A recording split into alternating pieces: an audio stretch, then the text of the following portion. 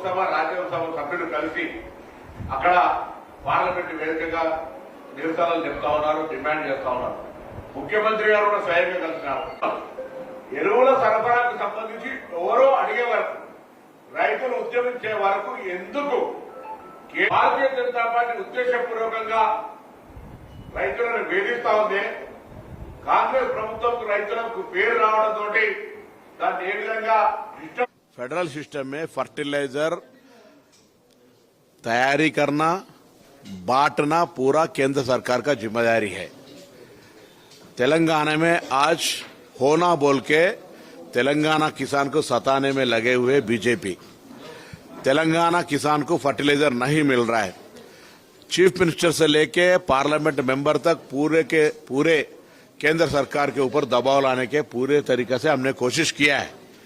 फिर भी इसका कॉन्स्पिरेंसी या पॉलिटिकल मजबूरी से क्या तरीका मुझे समझ में नहीं आ रहा, मगर इसका नतीजा सीधा किसान का तकलीफ में उठ रहा है।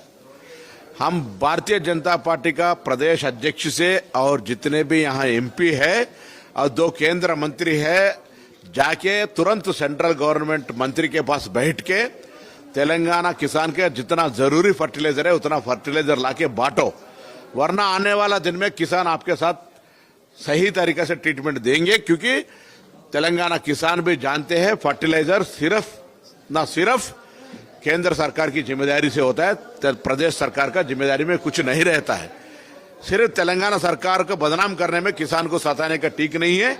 मैं फिर एक बार डिमांड करता हूं, भारतीय जनता पार्टी का लीडरशिप तेलंगाना लोगों को जाके तुरंत फर्टिलाइजर के लिए तेलंगाना किसान को बचाओ और किसान को जितना की जरूरत है उतना सप्लाई करने की कोशिश करो। वाइस प्रेसिडेंट साहब का इलेक्शन में हम तो सीधा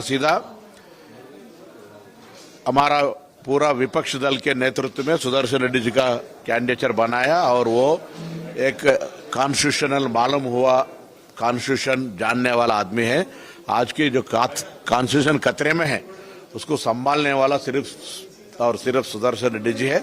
उसको आत्म प्रमोदन के अनुसार उसको वोट डालने के लिए विपक्ष के जितने भी सत्ता पक्ष के लोगों को भी हम विज्ञापन करते हैं। और यहाँ तेलुगु में केटीआर साहब ने बोला फर्टिलाइजर किसान को दिए तो हम जब देखते हैं वोट के लिए, नहीं दिए तो हम सुदर्शन रेड्डी को वोट डालेंगे।